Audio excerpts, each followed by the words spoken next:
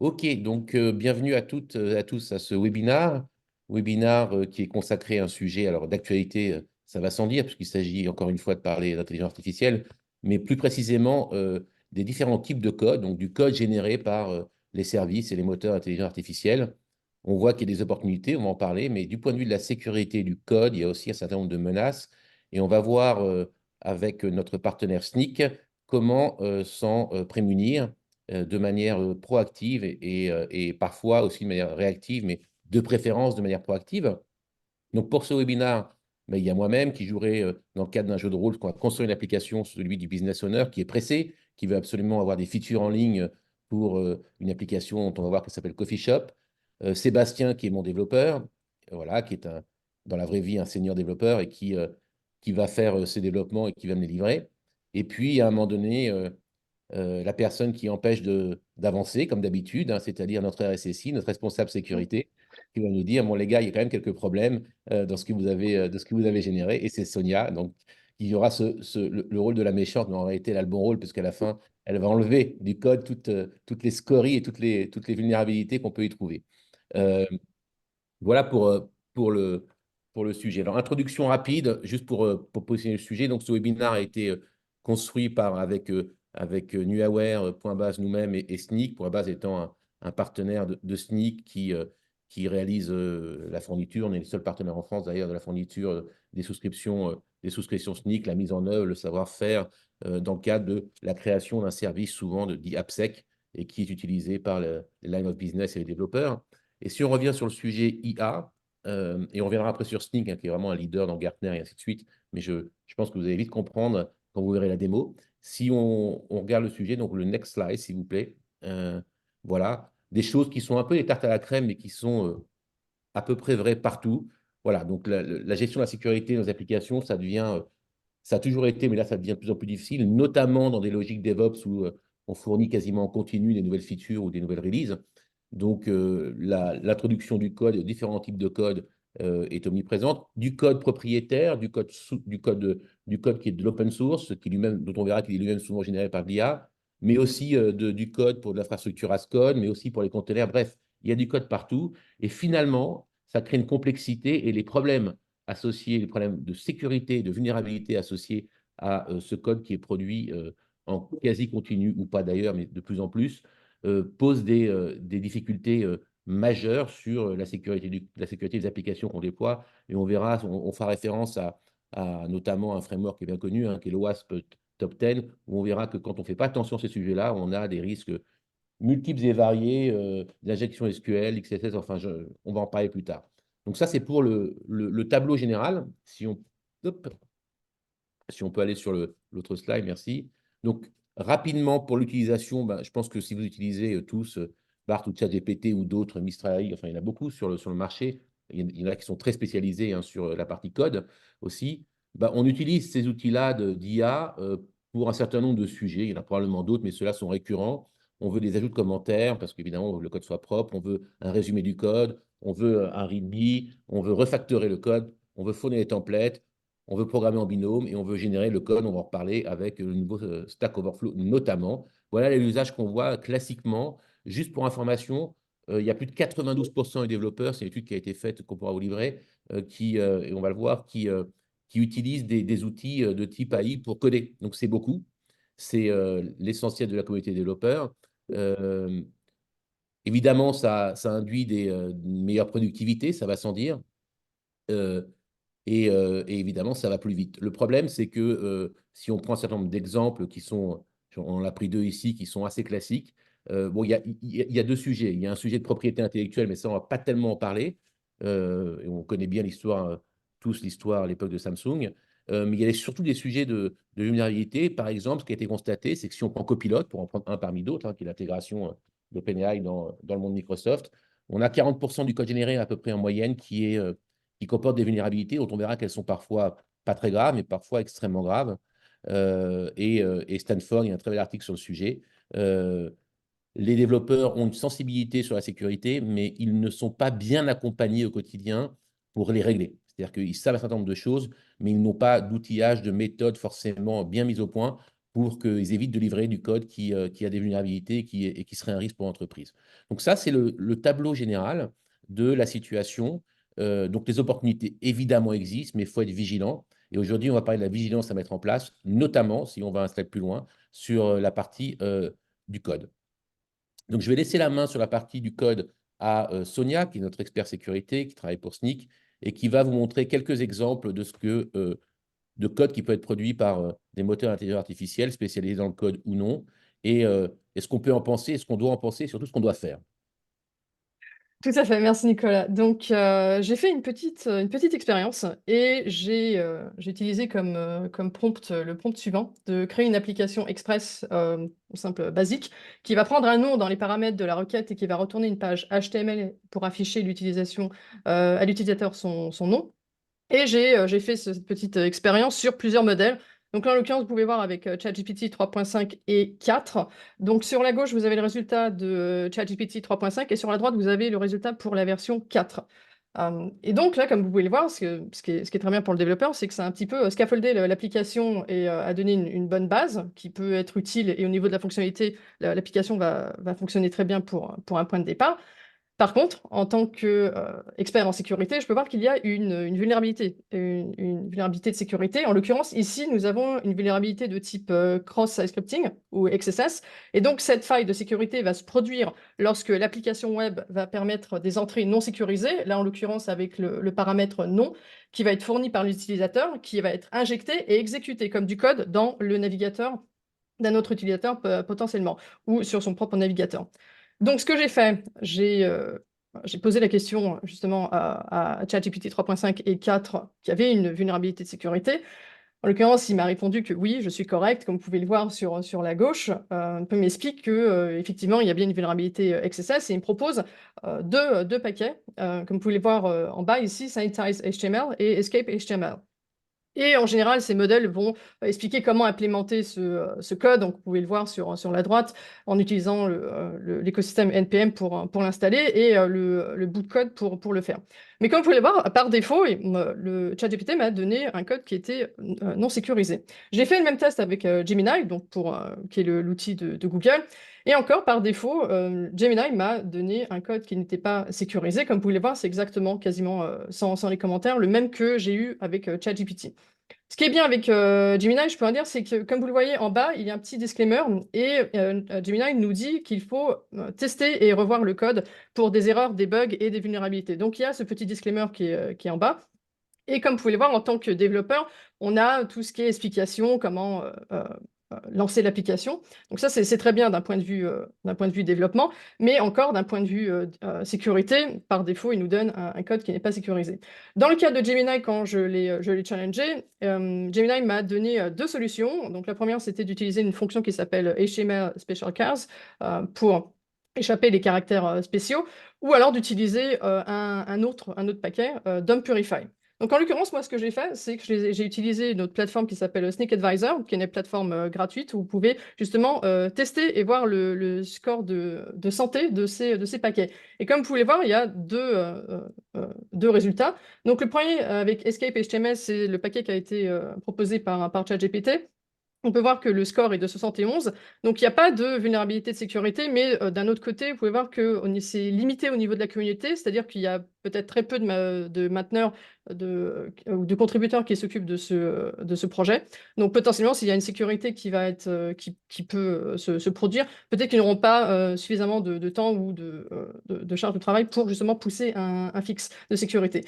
Et dans l'autre paquet qui a été recommandé par Gemini, Dump Purify a un score meilleur. Bon, après, ça va dépendre de votre politique de sécurité et votre appétit de risque pour justement choisir l'un ou l'autre paquet. Mais le test que j'ai fait avec tous ces modèles m'ont proposé des paquets qui étaient différents, mais par défaut, tous m'ont donné du code qui n'était pas sécurisé. Et donc, avant de passer à la démonstration, j'ai voulu faire le test avec GitHub Copilot parce que ça va être l'outil qu'on va utiliser avec Sébastien. Et j'ai utilisé le même prompt. Comme vous pouvez le voir, c'est exactement le même prompt ici. Et encore par défaut, du code non sécurisé qui a été généré par Copilot. Et j'ai aussi utilisé GitHub Copilot Chat, qui est un petit plugin que vous pouvez insérer sur votre DI. Et encore, par défaut, c'est du code qui n'est pas sécurisé. Comme vous pouvez le voir, je l'ai challengé en disant qu'il y avait une vulnérabilité de sécurité. Et comme c'est OpenAI et GitHub sous l'ombrelle Microsoft, ils m'ont recommandé Escape HTML qui était aussi recommandé par ChatGPT. Donc encore, c'est ce modèle où on doit challenger et être au fait qu'il y ait potentiellement des vulnérabilités de sécurité par défaut sur le code qui nous est proposé. Pour cela, on va faire la démonstration. Donc, je vais donner la main à Sébastien et Nicolas. Je vais arrêter de partager l'écran. Voilà. Voilà, le jeu de rôle commence maintenant, puisque maintenant, moi, je vais être un business owner impatient qui veut absolument avoir des features qui sont en ligne parce que c'est fondamental par rapport à mon go-to-market, ma concurrence, ma capacité à drainer du nouveau revenu, du nouveau client. Et Sébastien, qui représente l'équipe développement, lui, va devant nous faire un certain nombre de choses pour que l'application soit en ligne le plus vite possible. Et donc, cette application s'appelle Coffee Shop. Donc, je vais laisser peut-être Sébastien partager son écran. Merci Nicolas, merci Sonia. Je vais partager du coup mon écran pour vous montrer ça. Donc, on va faire une... Est-ce que vous voyez bien mon écran?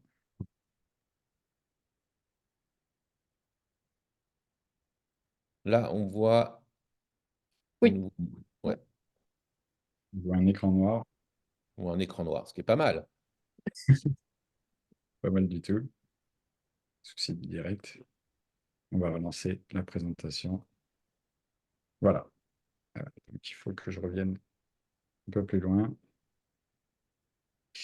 On va se mettre ici. Voilà, développement d'une application Coffee Shop. Donc, c'est une simple application de vente en ligne. Euh, donc, je vais vous montrer un petit peu le code. Donc, le Peut-être nous dire code, ce que ça fait avant et les différences qu'il y a dans le backlog. ouais, Ce qu'on a dans les PowerPoints, ce qu'on a dans. c'est une application qu'on va développer avec Visual Studio Code en Java. Et donc, on va parler des premières fonctionnalités à développer. Donc, le backlog, c'est celui-ci. On va d'abord créer ben, la page d'accueil avec une bannière et la liste des produits, la liste des produits des cafés. Euh, donc, on va commencer par là. On va faire la liste des produits, on va la filtrer. On va ensuite permettre aux utilisateurs de modifier leur profil. Et pour finir, on va lister dans ces produits, on va permettre de cliquer sur le produit et de l'afficher, tout simplement. Donc, on va commencer par développer ça. Et là, il n'y aura pas de vulnérabilité. On va simplement vous montrer comment fonctionne Copilot. Donc, pour ça, je vais simplement lui donner un commentaire et je vais lui demander d'insérer la bannière. Donc, je commence comme ça. Insère-moi une bannière, tout simplement. Il va me proposer euh, un code ici.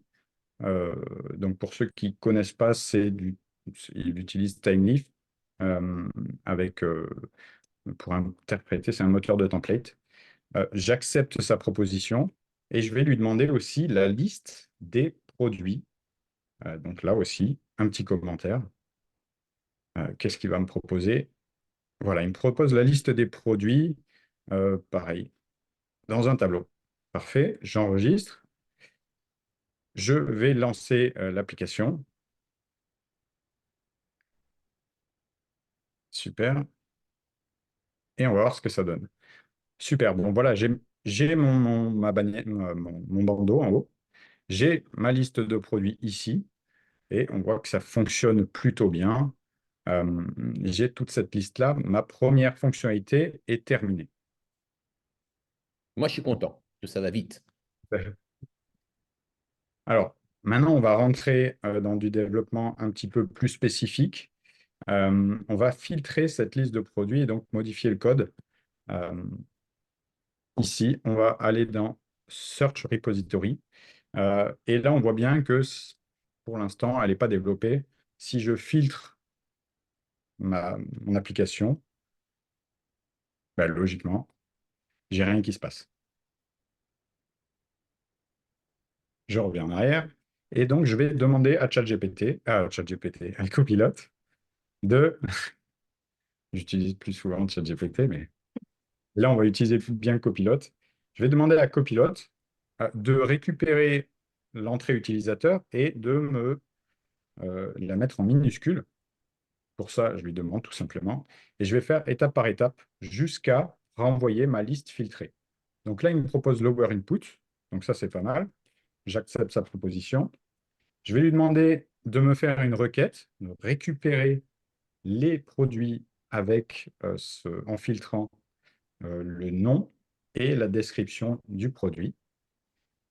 Donc là, il me propose bien Create Native Query, super, avec une requête SQL, et j'accepte sa proposition.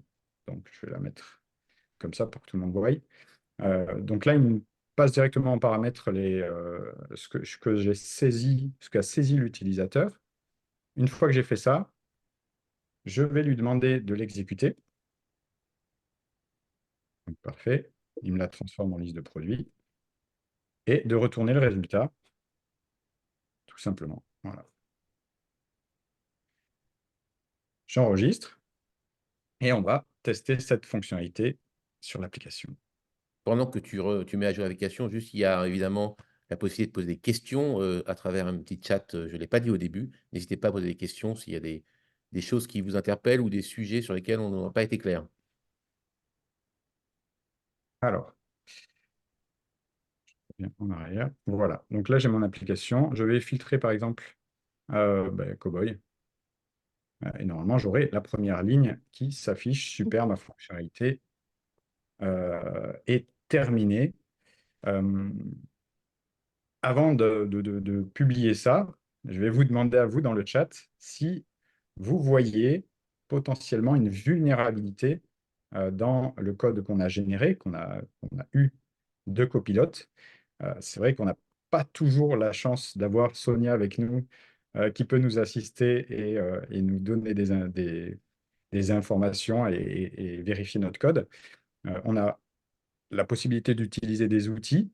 Mais là, je vous demande à vous, et je vais demander à Nico si c'est bon, je peux envoyer Bah ce moi, code. vu du métier, je suis content. Là, j'ai pas encore tout, mais j'ai pas mal de choses déjà, hein. J'ai une liste, je peux la filtrer, je peux chercher par mots-clés. Bravo, bravo l'équipe de dev. Pour une fois que vous faites quelque chose de bien, bravo.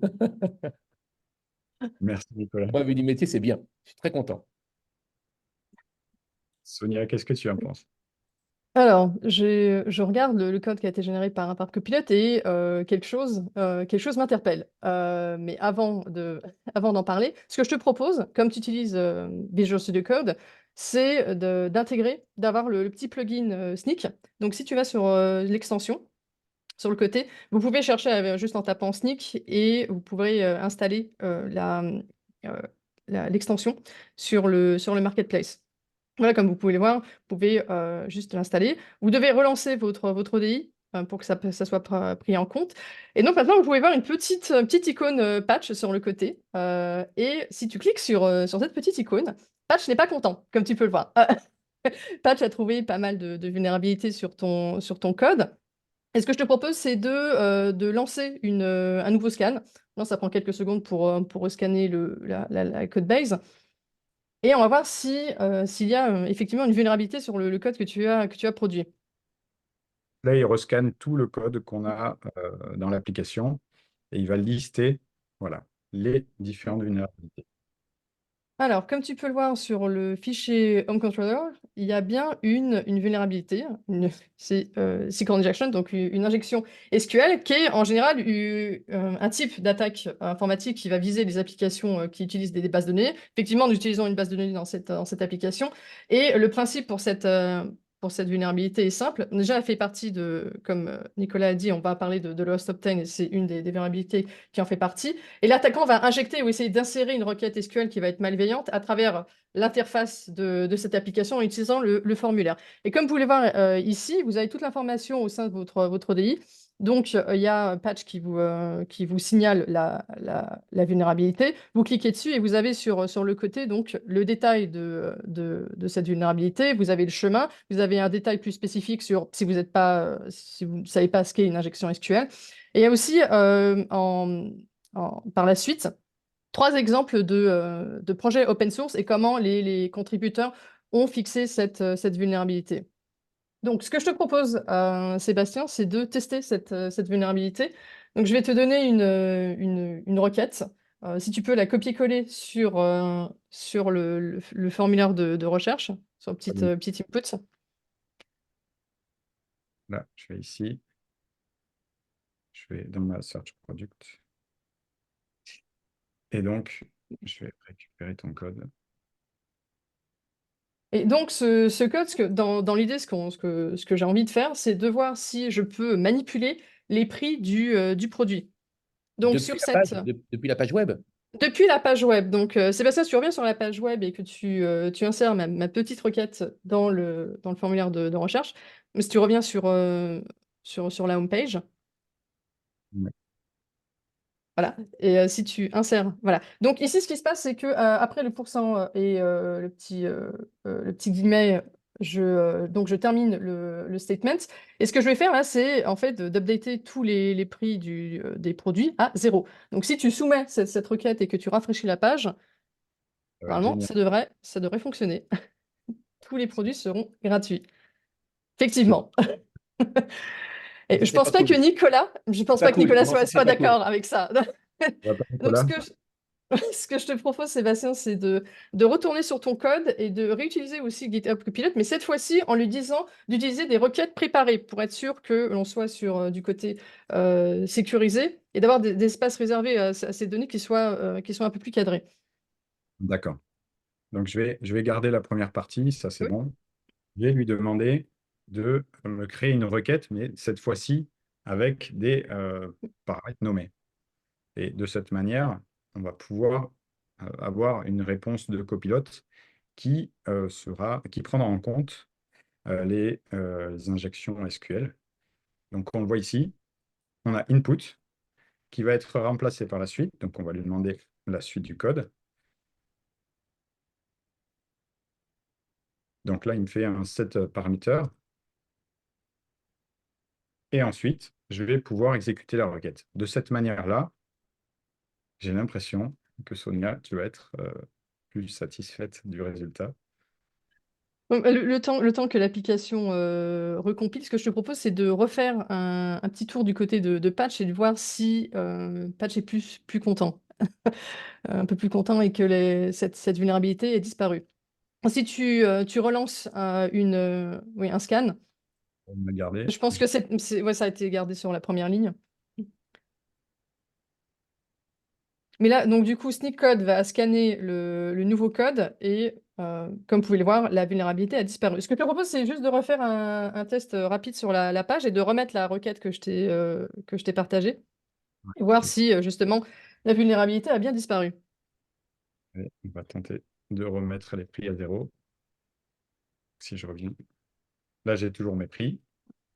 J'essaye de remettre ça. Donc là, il me dit No Product Found.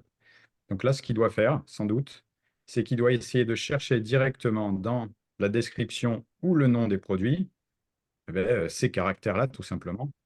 Et lorsqu'on rafraîchit, on voit bien, logiquement, qu'il n'a pas mis à jour les prix. Super. Merci, Sonia. Ouais, je pense que Nicolas est plus content maintenant. Ben, On je peut. suis content, mais ça m'inquiète quand même un peu parce que toi, Sonia, vous êtes deux, trois dans l'entreprise à connaître ces sujets-là. À l'évidence, nos développeurs ne les connaissent pas très bien. Si à chaque fois qu'il y a une application qui est déployée, il y a ce genre de problème, comment on va faire, quoi? D'où l'utilité d'avoir un outil de sécurité comme Sneakcode qui va scanner le code et justement donner cette visibilité aux développeurs. Euh, donc, on est bon pour pousser en production cette deuxième fonctionnalité. On peut poursuivre. C'est ça, on peut pousser le code, c'est parfait. On va passer à la suite. Donc là, on a filtré les produits de manière sécurisée. Et là, on va permettre aux utilisateurs de mettre à jour leur profil avec une petite photo, un avatar. Donc, on va tester ça. Donc là, si je me log dans l'application, je crée mon compte euh, avec un mot de passe simple pour cette fois-ci. J'ai créé mon compte. Maintenant, je me log. Et voilà, je suis logué. J'ai dans mon profil la possibilité de mettre à jour une photo. Si j'essaye de le faire pour l'instant, le code n'est pas encore développé, donc ça ne fonctionne pas. Je n'ai pas encore ma photo qui est dans mon profil. Donc pour faire ça, euh, ben, tout simplement, je vais aller dans mon, euh, dans mon code. Je vais aller dans le fichier upload controller. Et donc ici, je vais développer cette partie. Donc, dans un premier temps, je vais lui demander de me récupérer le nom du fichier. Donc, la copilote me propose get original file name. Je n'ai pas besoin du replace, là, il en fait un peu trop. Voilà. Je lui demande ça, super. Ensuite, je vais lui demander de récupérer le chemin du fichier. Donc là, il me propose pass get upload directory, super. Je vais lui demander de sauvegarder ce fichier. Donc save file to the pass. Donc là, il me fait un write de file, super. Donc je valide quand même tout ce qu'il me propose comme code. Je récupère l'utilisateur qui est connecté pour mettre sa photo. Donc personne, j'ai déjà une petite fonction qui s'appelle getPerson. Donc là, j'ai bien ma personne. Et je vais mettre l'image que j'ai uploadée directement dans ce profil de la personne. Une fois que j'ai fait ça, il me reste que deux choses à faire. C'est enregistrer la personne et donner un message à l'utilisateur pour lui dire qu'on a bien, sauvegardé l'image. Donc là, save person et add message. Voilà, add attribute. Super. Voilà ce que m'a proposé Copilot. Euh, Maintenant, je vais aller tester ça. Je retourne dans mon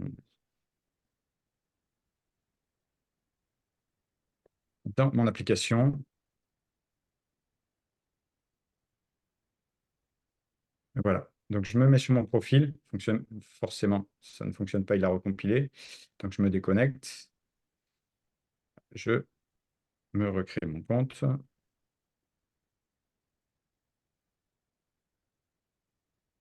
Je me connecte avec mon compte. Et je vais tenter d'insérer mon image. Voilà. Super, j'ai mon petit message. Bon, il est assez technique, mais pour le test, c'est parfait. Voilà, Nicolas, j'ai Bien. développé la fonctionnalité pour ajouter une photo de profil à l'utilisateur. Toi, tu dois être content, mais tu es un petit peu inquiet. On va demander à Non, Sonia. c'est bien, c'est bien, c'est bien, ça se construit doucement, mais sûrement. Mais plutôt, quand j'ai doucement, plutôt rapidement. Maintenant, effectivement, je suis à chaud d'écran au froid, donc je me pose des questions de sécurité. Est-ce que ce simple rajout de photo dans le profil pose des problèmes? Maintenant, je deviens un peu parano, effectivement. Alors effectivement, si tu reviens sur le code, voilà, on peut voir déjà qu'il y a une petite ligne rouge. Mais ce que je te propose, c'est d'aller voir du côté de Sneakcode et de voir si Patch a trouvé une vulnérabilité sur ce fichier. Donc si tu vas sur Upload Controller, il y a effectivement une vulnérabilité qui s'appelle Path Traversal. Donc, comme la vulnérabilité précédente, on peut voir qu'il y a toujours le même type d'infos, donc le nom de la vulnérabilité, le chemin et la description de cette vulnérabilité. Donc, Directory Traversal, en fait, c'est une vulnérabilité qui vise à accéder et lire des fichiers qui sont stockés en dehors de l'arborescence exposée directement par le service web.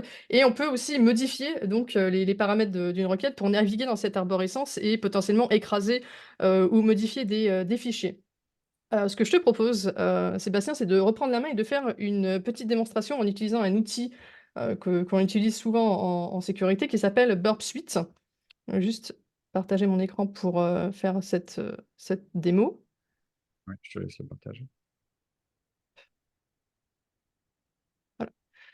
Donc là, j'ai la même application que Sébastien, le même code, et je vais utiliser Burp Suite. Donc Burp Suite, et là c'est l'édition communautaire, donc elle est gratuite. C'est un outil de cybersécurité qui est assez populaire dans l'industrie, qui nous sert en fait pour manipuler les requêtes, les rejouer.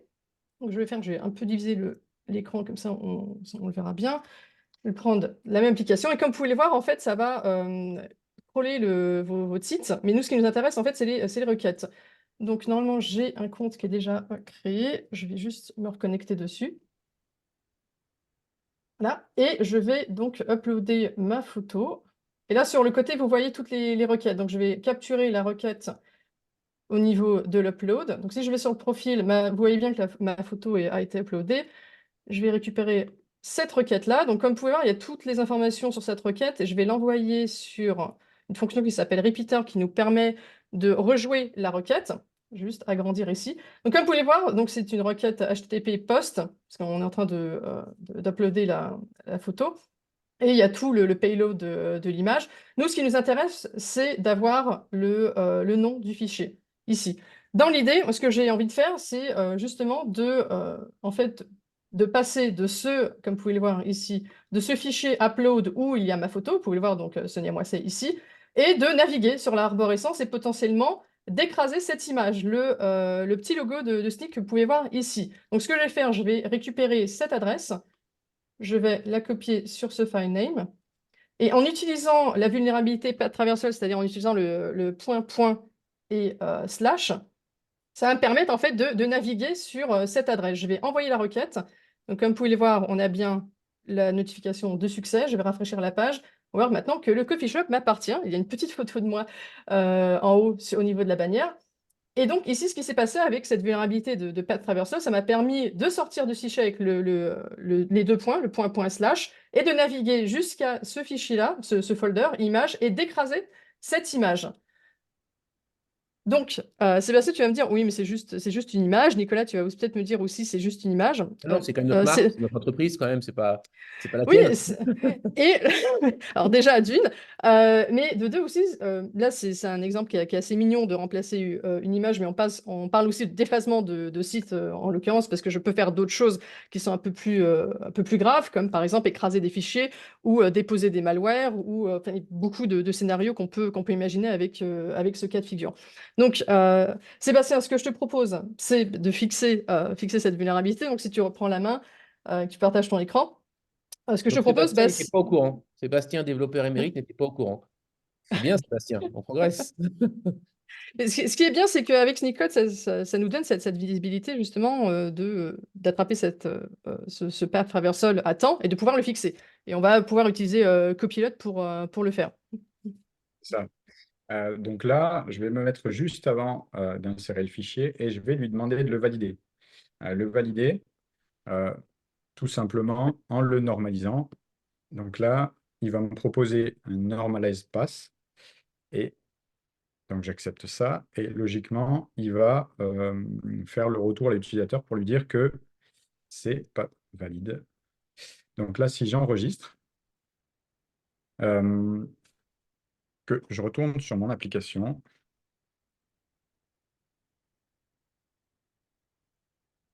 voilà.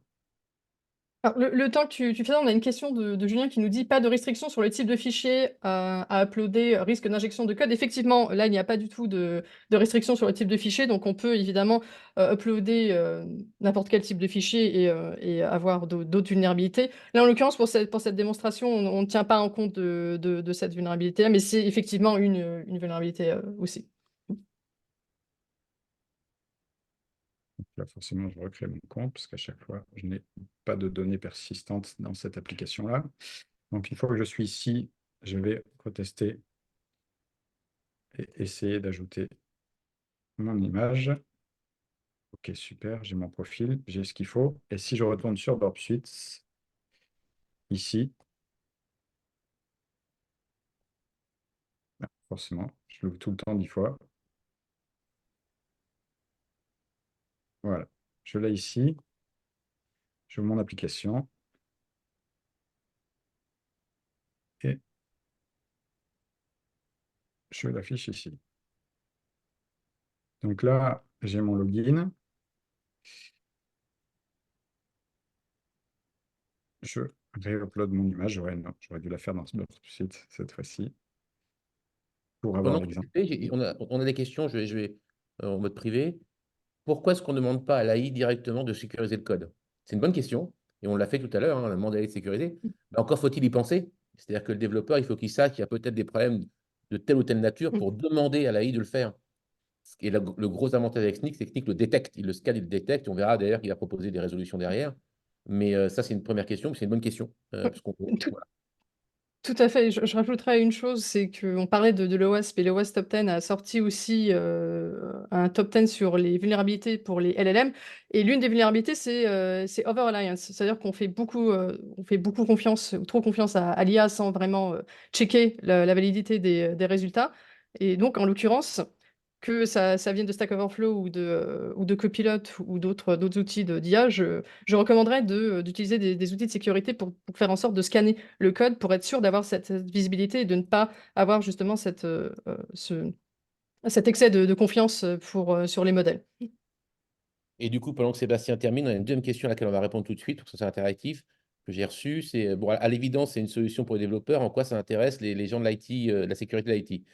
Bah, c'est ce que j'ai dit tout à l'heure, en fait, hein. Moi, je pense que ce que j'ai vu, moi, c'est bah, des Sonia dans les entreprises, il y en a peut-être une ou deux. Des développeurs, il y en a peut-être 50, 100. Elle ne peut pas être derrière chaque développeur. Donc, effectivement, c'est un outil pour les développeurs. C'est fait, conçu pour les développeurs. C'est intégré, on voit un IDE, en l'occurrence, celui qu'utilise Sébastien, hein. CVS, je crois, même de ce que j'ai vu, et ça peut être intégré à d'autres IDE. Et l'idée, c'est justement qu'il n'y ait pas besoin que des pratiques soient rappelées en permanence par des spécialistes, mais qu'elles soient intégrées directement quand le développeur développe. Et que finalement, on ait qu'on appelle dans le marketing un shift to the left, c'est-à-dire que c'est le développeur qui, de fait, a les outils et les moyens de pouvoir corriger par lui-même les erreurs qui sont induites par le code qu'il produit ou qu'il va récupérer sur un moteur de génération de code. Voilà, voilà, voilà. Merci Nicolas.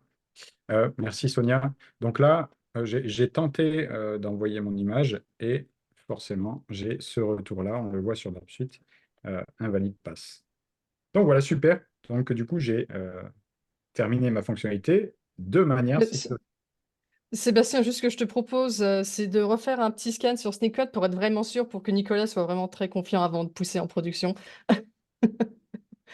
Bah, c'est-à-dire que si on pousse en production et qu'on se fait attaquer et que ça marche, c'est moi Non. qu'on va venir voir, hein. Pas vous. Donc là, j'ai relancé le scan.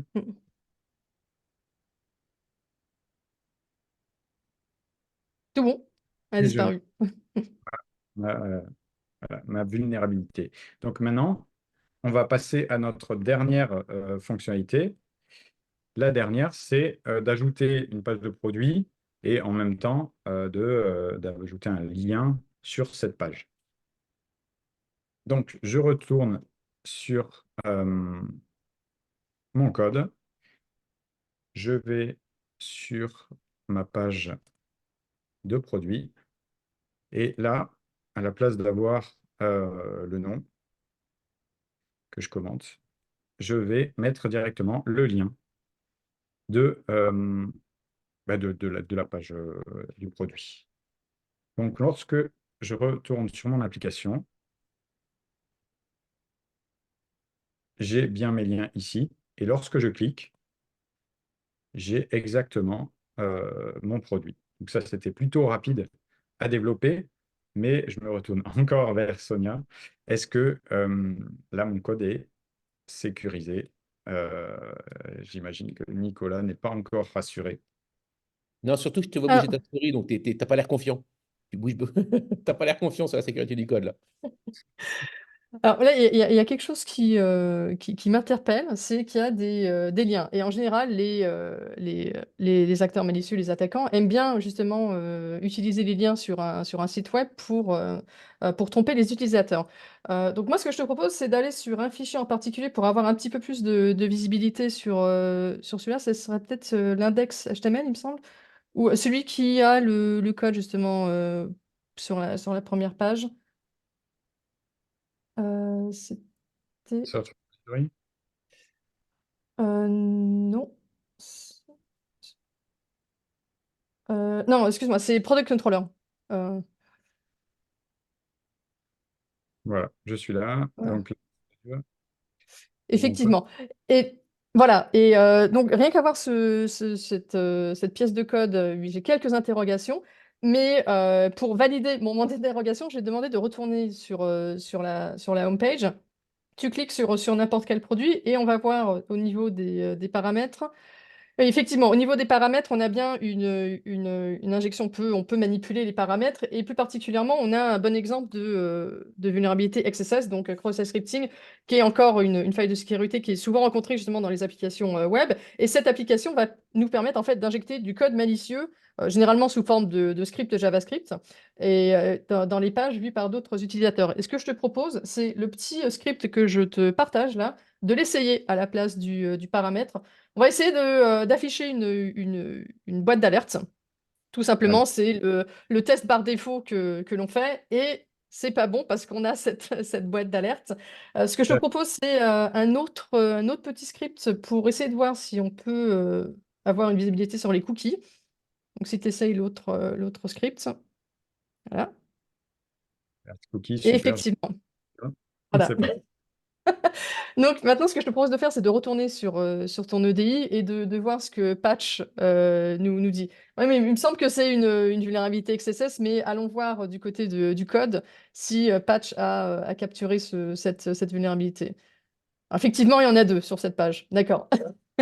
Donc, comme vous pouvez le voir sur les deux autres vulnérabilités, encore cette fois-ci pour cross-scripting, on peut voir le titre de la vulnérabilité, le chemin et le détail si vous ne savez pas la nature de cette vulnérabilité.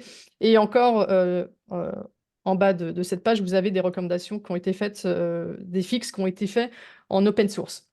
Donc, ce que je te propose, Sébastien, c'est potentiellement de fixer la première vulnérabilité, le premier XSS, en utilisant Sneak Autofix, qui est une nouvelle fonction que l'on a. Donc Sébastien, viens de cliquer dessus, et en fait, ce qui va se passer, c'est que le Sneak Autofix va permettre de fixer automatiquement la vulnérabilité, sans que Sébastien ne prompte Copilot ou n'aille chercher une solution. Ça va être fait de lui-même. Donc, en utilisant on a un modèle IA qui permet justement de fixer automatiquement cette vulnérabilité. Comme vous pouvez le voir, le fixe qui a été proposé, c'est en utilisant la librairie HTML Utils et HTML Escape, qui nous permet en fait d'escape le nom du produit. Et on a vu aussi que Patch a rescanné le code et effectivement, la vulnérabilité a disparu pour ça.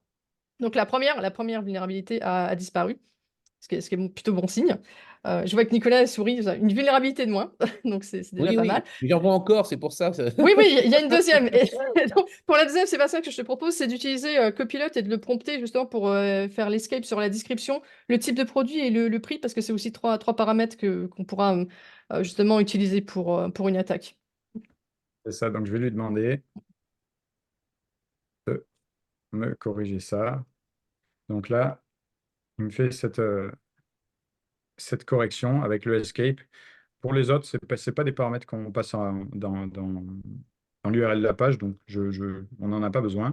Et là, si on relance le scan, on verra que on n'a plus notre vulnérabilité sur cette page. Nicolas, tu es Moi, je content? suis content, mais comment je sais que Sneak est au courant de toutes les vulnérabilités? Parce que finalement, là, il en détecte certaines qui sont, semble-t-il, les plus communes. Comment je sais ça, que Sneak, finalement, d'abord, il connaît plus de vulnérabilités que n'importe quel autre outil du marché, et puis qu'il n'y a pas trop de faux positifs. Enfin, comment je sais tout ça? Parce qu'au bout d'un moment, tout ça m'inquiète. Est-ce qu'on n'est pas passé à côté de quelque chose? Alors, déjà, ouais, on va être on va être réaliste. C'est impossible d'avoir 100% de coverage et d'être au fait de toutes les vulnérabilités parce que on sait qu'il se peut qu'il y ait de nouvelles vulnérabilités qui apparaissent sur le marché.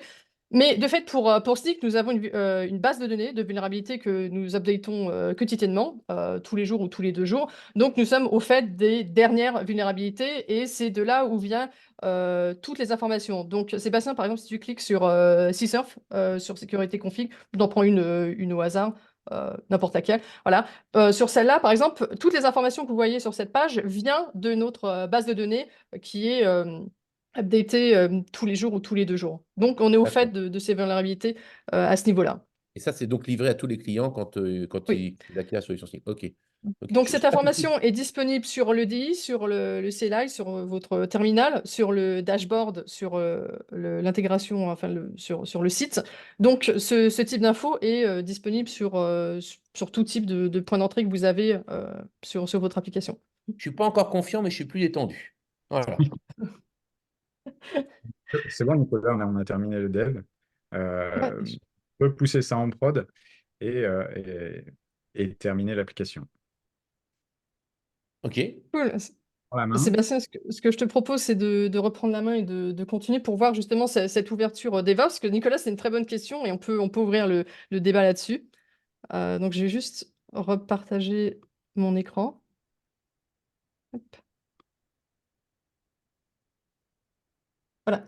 Donc, comme tu en parlais, Nicolas, pour avoir cette visibilité, voyons déjà qu'est-ce que l'on a à protéger. Donc, comme vous pouvez le voir ici, on a cette image d'iceberg, qu'on aime bien en fait à Snyk avoir cette image d'iceberg, parce que c'est un peu, ça représente notre code base. Donc, en fait, on a en haut de cet iceberg l'application, le code que l'on écrit dans l'organisation, qui représente que seulement 10 à 20% du code. Et en fait, en dessous de ce niveau, on a 80 à 90% du code qui est représenté par tout ce qui est composant open source, tout ce qui est image Docker, tout ce qui est container et tout ce qui est infrastructure en tant que code. Et donc, ce 80 à 90% du code, on doit aussi avoir cette visibilité. Et donc, il est bon d'avoir des outils de sécurité qui nous permettent de justement flaguer et de scanner tous ces niveaux de l'iceberg. Donc, on a pu le voir avec Sébastien et la démo. On a ce garde-fou déjà qui est implémenté au niveau de l'EDI, du code. Donc, quand Sébastien était en train de coder, on voyait que patch signalait s'il y avait des vulnérabilités. Mais ces garde-fous, on peut les avoir à différents niveaux. Donc, on peut aussi les avoir au niveau de la pull request. Si vous utilisez GitHub, quand vous créez une pull request, vous avez en fait en bas de votre pull request justement des étapes où Snyk, que ce soit Snyk Code ou Snyk Open Source pour couvrir vos composants, va flaguer ces vulnérabilités. Vous pouvez aussi avoir ces garde-fous au niveau de votre pipeline, de CI/CD pipeline aussi. C'est une entrée qui est possible. Jusqu'au déploiement et jusqu'au cloud. Et bien évidemment, tout ce qui est image Docker, tous vos composants third party, tout ce qui est open source, va être également aussi scanné, que ce soit par Snyk Open Source, Snyk Code, Snyk Container et Snyk Infrastructure as Code. Donc, on a cette visibilité sur toute la chaîne qui nous permet d'avoir ces garde-fous et cette visibilité. Évidemment, on veut aussi sécuriser. J'ai une question, j'aime bien faire de l'interaction parce qu'on Oui. est pris un peu un caractère ludique, on est tous des spécialistes de l'AppSec, mais chacun dans son rôle. Et puis j'ai une question à laquelle j'ai répondu en privé, c'est peut-être la peine que je réponde en public, pour la commencer à y répondre. Quelqu'un qui nous demande, voilà, vu l'évolution ultra rapide des versions, des technologies, des langages, des frameworks et des paquets open source, quelles sont vos priorités, à quelle fréquence? Alors la fréquence, on a déjà répondu tous les jours, mais combien de langages sont couverts et ainsi de suite. Bref, comment vous faites pour arriver à un niveau suffisant sur l'ensemble des plateformes et des frameworks, notamment sur la partie open source, les paquets? Oui, très bonne question. Donc, on couvre tous les langages de programmation principaux et tous les principaux OS. Donc, on a une couverture qui est assez large à ce niveau-là. Comme tu l'as dit, comme je l'ai dit tout à l'heure, la base de données est updatée tous les jours, tous les 2 jours, malheureusement. On a différentes sources. On a les sources de vulnérabilité qui sont open source. On a des chercheurs en sécurité externe. Et on a notre équipe de sécurité, de chercheurs en sécurité en interne qui aussi, justement, rajoute des vulnérabilités si on en trouve ou si l'industrie de sécurité en trouve, on en rajoute sur cette base de données. Donc, pour revenir sur la partie DevOps et aussi DevSecOps, comme on a pu le voir aujourd'hui avec ce petit jeu de rôle où on était produits, développeurs et sécurité tous ensemble, main dans la main, à résoudre ces problèmes de sécurité.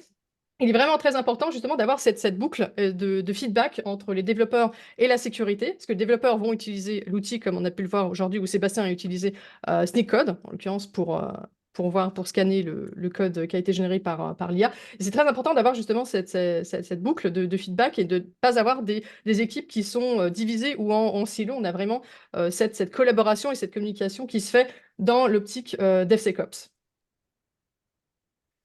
Donc, avant de clôturer ce webinaire, je voudrais partager quelques apprentissages, meilleures pratiques et des ressources aussi.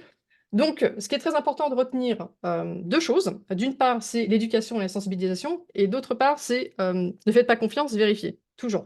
Donc, pour la première, l'éducation et la sensibilisation, c'est fondamental, parce je dirais, il est impératif en fait d'élaborer des politiques et des directives claires qui vont guider les actions de votre entreprise, et aussi de mettre l'accent sur la compréhension des vulnérabilités de sécurité peut se produire quand on utilise des outils IA, et tout ce qui est protection de données sensibles et de la propriété intellectuelle.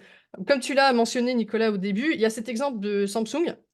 Si vous n'êtes pas au courant de ce qui s'est passé, en fait, Samsung a autorisé les employés à utiliser ChatGPT. Et donc, les employés ont copié-collé du code source et des secrets d'entreprise sur ChatGPT. Donc, il y a eu un leak de data. Et pour contrecarrer à ça, Samsung a interdit l'utilisation de ChatGPT et est en train de développer en interne une IA pour contrecarrer ça. Donc c'est très important de comprendre quelles sont les vulnérabilités et le fait aussi de copier-coller de la propriété intellectuelle de votre entreprise sur des outils comme ChatGPT, Gemini et d'autres modèles. Et d'autre part, comme on a pu le voir avec Sébastien, ne faites pas confiance, vérifiez toujours tout le code qui a été généré. Et vous pouvez aussi traiter le code IA comme s'il venait d'un ingénieur junior ou d'un ingénieur sécurité des applications peu expérimenté.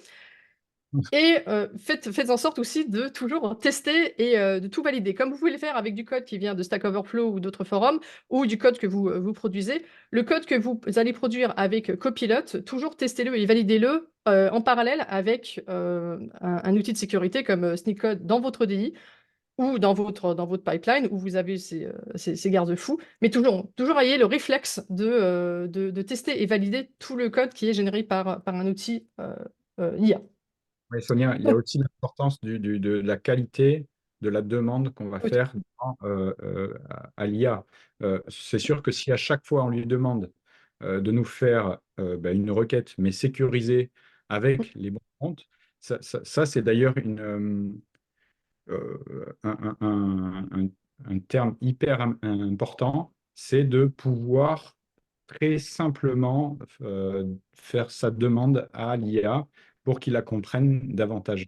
C'est, c'est- Ça va être important pour le résultat, ça va être important pour la sécurité et donc pour votre application. Oui, surtout que l'IA, on le sait tous, hallucine parfois et nous raconte des histoires bizarres, ne serait-ce que sur les opérations mathématiques ou algébriques simples. Donc sur du code, il faut être très vigilant. Ça va Oui, tout à bien fait.